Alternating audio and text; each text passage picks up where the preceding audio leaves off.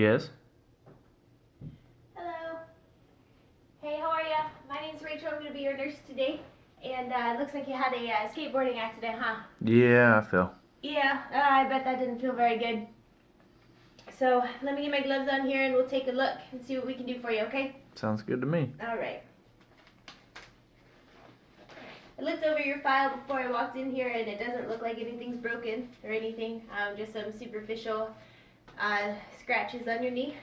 So we'll make sure those have coagulated and stopped bleeding and then go from there, okay? Okay. Just gonna get some hydrogen peroxide on there. Get rid of any infections that you picked up from the road, okay? Okay. Sorry, I might sting a little bit. Oh, it's okay. I'm used to it. All right.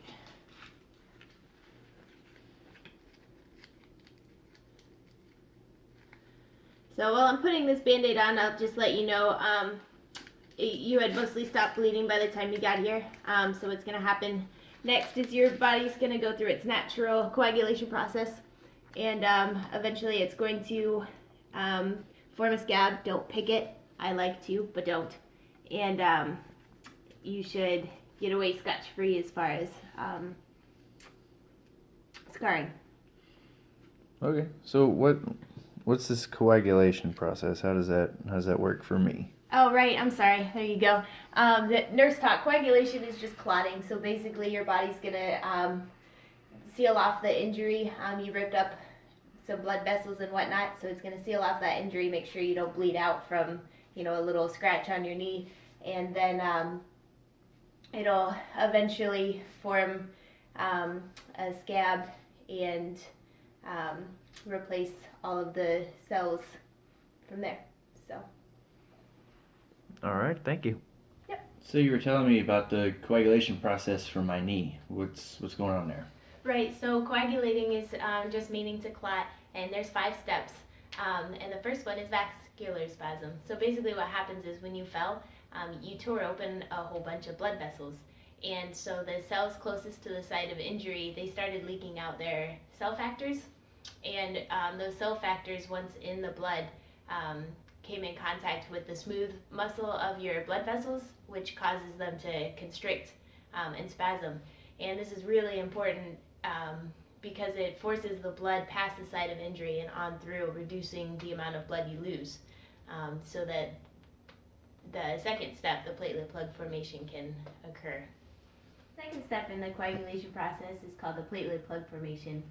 Platelets are a bunch of tiny cell fragments that circulate through your blood along with your red blood cells, your erythrocytes, and your white blood cells, the leukocytes. And they're essential for clotting. So what happens is after the vascular spasm, the platelets in the area will actually get vacuumed down to the site of injury because they're the smallest and lightest particles. And your blood vessel walls are made up of collagen, part of the connective tissue, and so the platelets come in contact with the collagen, they expand, get sticky, and signal to other platelets in the surrounding area, forming long projections, and so they all clump together and swell at the site of injury, forming kind of like a plug. And if you think about it, it's kind of like if you have a net full of pebbles, lots of small pebbles, and you dump water through it, which leads us into the third step in the coagulation process, which is actually coagulation. And so during this time, so you've kind of sealed the hole at the site of injury, but blood is still seeping through. So at this point, especially with you because of your large gash on your knee from falling on your skateboard, you're going to go through the extrinsic pathway, which means that all those damaged cells around the area release tissue factor, the tissues in the muscles and the skin. So they're releasing tissue factor. That's the first part. And then the platelets are releasing platelet factor 3. And then on top of that, the plasma, the other fluid portion of your blood, is full of different clotting factors. They clotting proteins that get activated during injury. And so with all of those three combined, you've got the tissue factor, the platelet factor 3, as well as the clotting proteins. They activate what's called prothrombin activator. It's a protein which starts a cascade of effects. So you've got your prothrombin, which activates your thrombin, which activates the fibrinogen, which is water soluble. So your blood basically eats it up, and it converts this fibrinogen to fibrin, and fibrin turns your plasma into a gel. So it goes from liquid to gel, which is called coagulation. And so you've got this fibrin mesh. I like to think of it kind of like a waterproof tarp that settles all on top of the platelet plug, completely sealing off the injury. Okay, so after you have that fibrin mesh work going on, that prevents you from bleeding out. That's your body's natural process of sealing the injury. And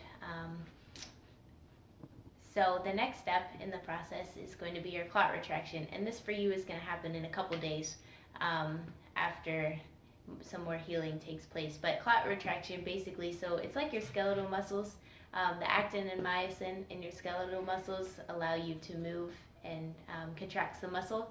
So these platelets have the same elements, actin and myosin, and what they do is they end up pulling the clot together and pulling new tissue closer, basically bridging the gap so there's less to repair. And at the same time, growth factor is being released so that for the final step, fibrinolysis, basically you're going to replace one new cell at a time with that growth factor until your injury is completely healed up. And so scarring happens if it's incomplete fibrinolysis, but basically that's just a big fancy word which means the scab, which was initially a clot, turns to a scab, is slowly getting replaced, and that fibrin that was created from that cascade of chemical reactions, it just gets degraded back down to the water-soluble fibrinogen, thus getting rid of the clot so that it's no longer impeding the blood flow.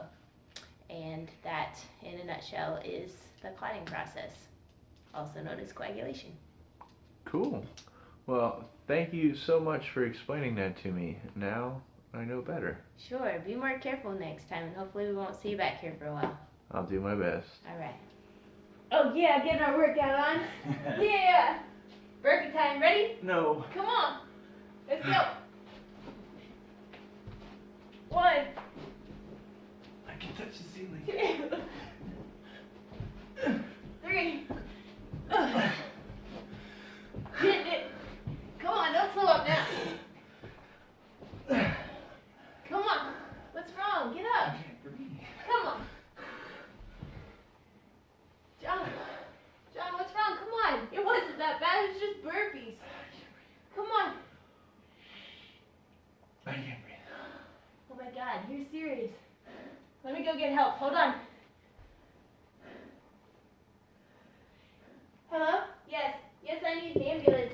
Come in. Hey John, how we feeling today? Feeling okay, I guess. You've had a rough day in here already for a skateboard injury and now back again.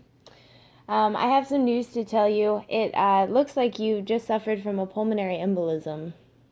Pulmonary embolism. Isn't that something that like old people get normally, or people that have been on flights recently? Yes, generally at your age, pulmonary embolisms do not occur. I need to discuss the results of your blood tests with you. It might help explain why you stopped being able to breathe during your workout. You see, it turns out that you were affected with factor V Leiden thrombophilia, a genetic disorder caused by APC resistance. Oh, okay, sure. Let's go over that then, I guess.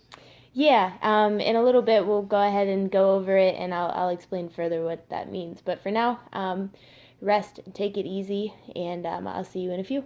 Okay. Okay, so remember the clotting factors that are circulated to site of injury by the blood plasma during the coagulation step of blood clotting? Yeah, I remember that. Okay, so here, let me show you, because it'll be easier explained with the diagram. Okay. So normally you have a factor V gene which produces your factor V clotting proteins, and so it's on your DNA, and normally when you break a blood vessel, it signals to this gene and it gets activated by a protein, and so once it's turned on, it produces factor V clotting proteins that circulate to the site of injury, and they're numbered in Roman numerals. So your factor V reacts with your factor 10 protein, and these two are actually what create the prothrombin, which activates the thrombin, which converts the fibrinogen to the fibrin, which ends in your fibrin meshwork of the step 3 coagulation process. That's what seals the wound. And so I have there, you have an effective clot. So that's basically the start of the scab process, right?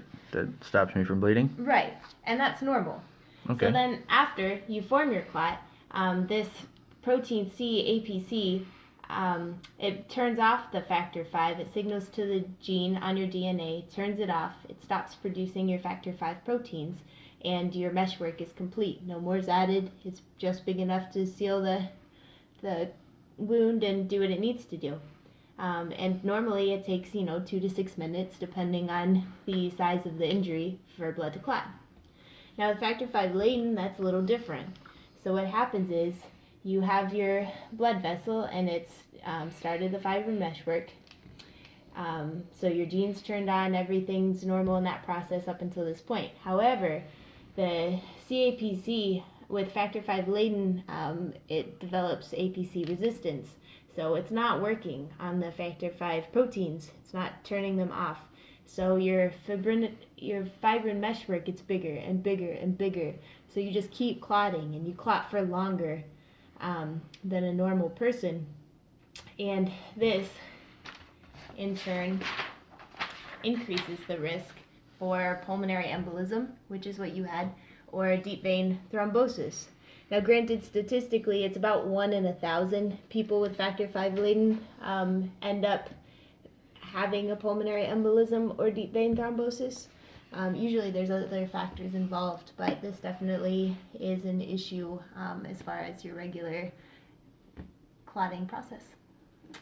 So, any questions? So you're saying that my scratch on my knee went to my lung, basically,